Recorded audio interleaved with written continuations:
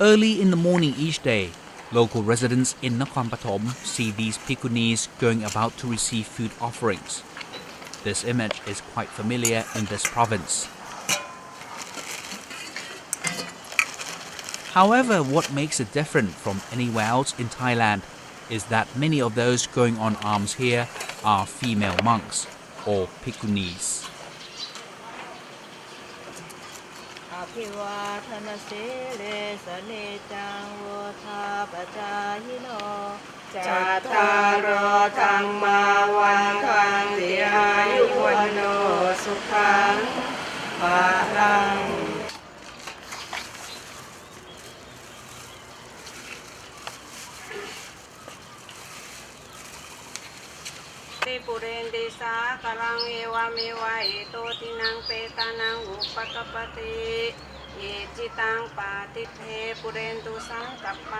For Buddhists, ordination is considered a worthy act that leads to the noble way of living.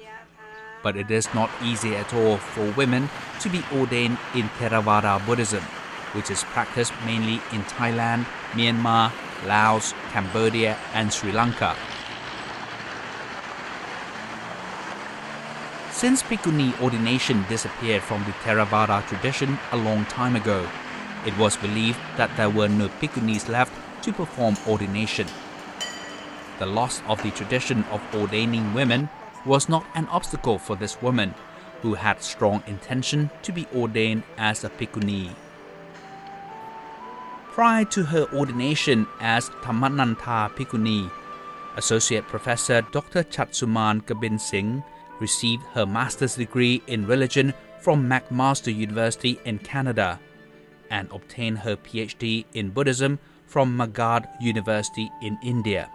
After spending almost 30 years as a faculty member in the Department of Philosophy and Religions at Thammasat University in Bangkok, she decided to travel to Sri Lanka to seek ordination in the Theravada tradition.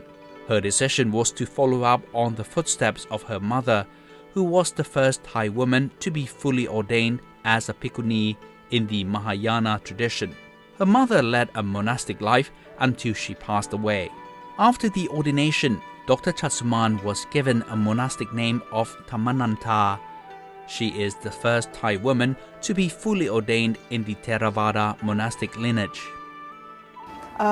In my time, Bhikkhuni Sangha actually started in Sri Lanka. The year was 1998. My teacher, my Upachaya, my teacher was ordained in India by International Sangha, and she was reordained again by Theravada Sangha, which means the establishment of the Bhikkhuni Sangha in Theravada was started by the Bhikkhu Sangha, which is very correct according to the text. And then by that time, I was already considering ordination. So I took ordination. My first ordination came in the year 2001. But as a woman, you have to be ordained as novice first. So I was novice for 2 years and then took full ordination in the year 2003. It was a challenge for Indian society 2,500 years ago when the Buddha allowed women to be ordained. The Buddha believed that gender was not an obstacle to attaining enlightenment. As Thai society had not had Theravada Bhikkhunis before, there was heavy pressure for this woman who defied the social norm that had long existed in the Thai society. The feedback from society, particularly through media, was very difficult in the first year, 2001. In one particular newspaper, I was on the front page for 2 months. Citing the rule of Buddhist discipline as a pretext not to allow women to be ordained reflects the problem of social structure. This problem exists not only in Thailand, but also in most Asian countries, where the roles of female leaders are still not fully recognized. We are born into this tradition of patriarchy, and we always have to listen to the father I think my background as a professor in Buddhism helps a great deal because the academic field allows you to have the strength. It allows you to have the strength to say that what we practice as it is does not match the spirit of Buddhism.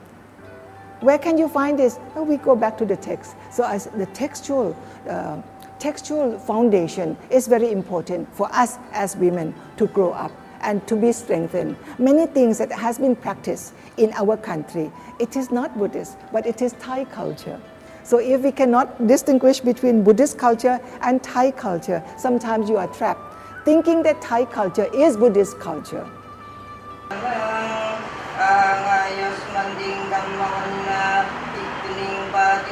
Thammananta Bhikkhuni faced strong pressure initially, but she never gave up. She dealt with the impact of the pressure firmly and calmly.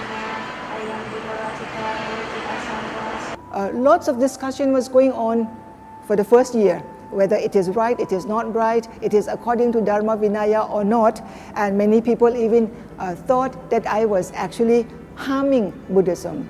So I went into this internet and told them that I live here. This is my full address. Please come and visit me and see what I'm doing is against the teaching of the Buddha or not.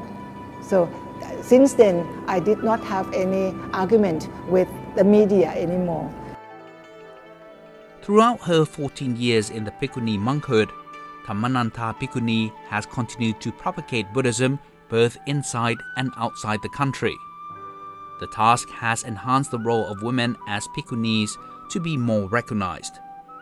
As a result, the number of Bhikkhunis in the Thai society has been on the rise, and the revival of the Bhikkhuni monks has received a boost and is expanding rapidly. The whole country, we have at least 70 Bhikkhunis fully ordained. Most of them were ordained in Sri Lanka and then they came back, established their own small temples here and there, spread out in at least 20 provinces. We have 76 provinces in our country, so spread out in all the regions in Thailand. Although the existence of Bhikkhunis in Thai society has gained greater recognition, there are still constraints for the ordination of female monks. Because of certain regulations in the administration of the Sangha, the ordination of Bhikkhunis in Thailand is still not possible now. But that's not the problem for women who have strong faith in Buddhism. We still have to go to Sri Lanka because the ordination must be, first there are two stages of full ordination. First one is the purification by the Bhikkhuni Sangha, and the second one is fully ordination by the Bhikkhu Sangha. In that case, you have to seek for the bhikkhus who will give us ordination. If the Thai bhikkhus still cannot give or do not give ordination, then we have to seek the Bhikkhu Sangha from Sri Lanka, which is our own tradition, same tradition like Thailand, that is Theravada. So that's what we are doing. These metal cast images of 13 Bhikkhunis who reached enlightenment as Arahants during the Buddha's lifetime were asked to be taken out of a monastery. To some monks, they were undesirable. Thammananta Bhikkhuni was not reluctant to accept these sacred images. At least they remind people that Bhikkhunis are part of the Buddhist assembly, or the four pillars of Buddhism, which has supported Buddhism and continued to preserve the Buddha's teachings until today. The denial of the images of Bhikkhunis also reflects discrimination against Buddhist women. Unfortunately, this prejudice has happened not only with humans, but also with images. As a matter of fact, women in Southeast Asian society are still not equal to men in several aspects. However, better progress in the development of the Bhikkhuni monks has been seen in Thailand than in many other countries. In fact, Indonesia, Sri Lanka, Vietnam started, the year they started was before Thailand.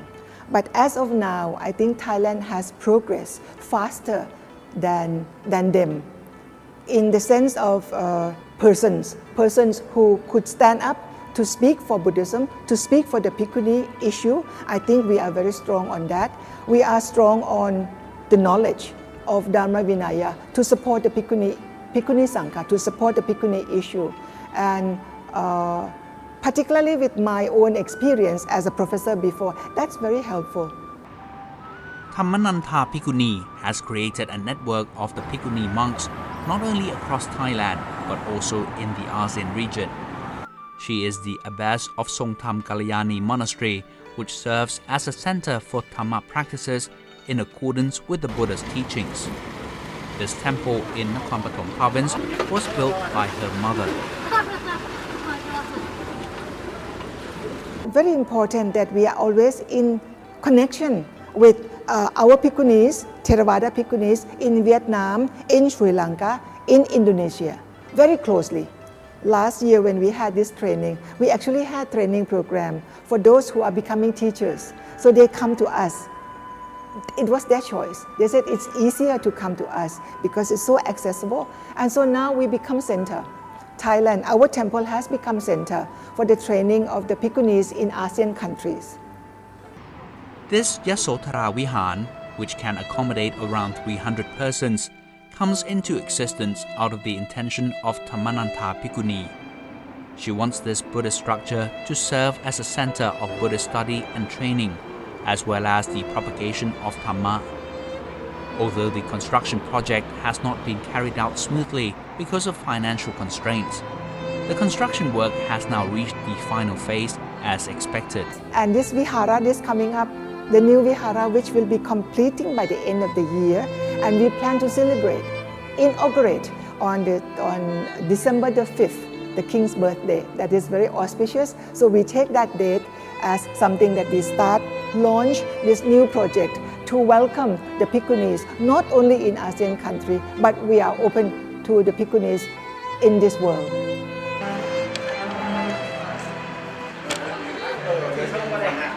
Construction of the Vihan is almost completed. Today, everyone is ready to bring the images of the 13 Bhikkhunis to be enshrined in this Vihan.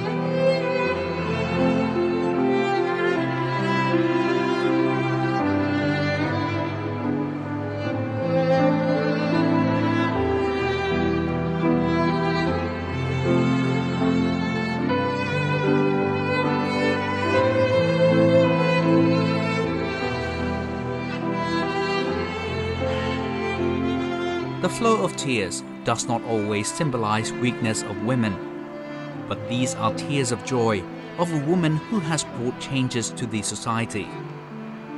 The success marks a significant step of laying down the first brick for many other women in the future. It will provide them with opportunities to fulfill spiritual freedom, as Thammananta Bhikkhuni has experienced today.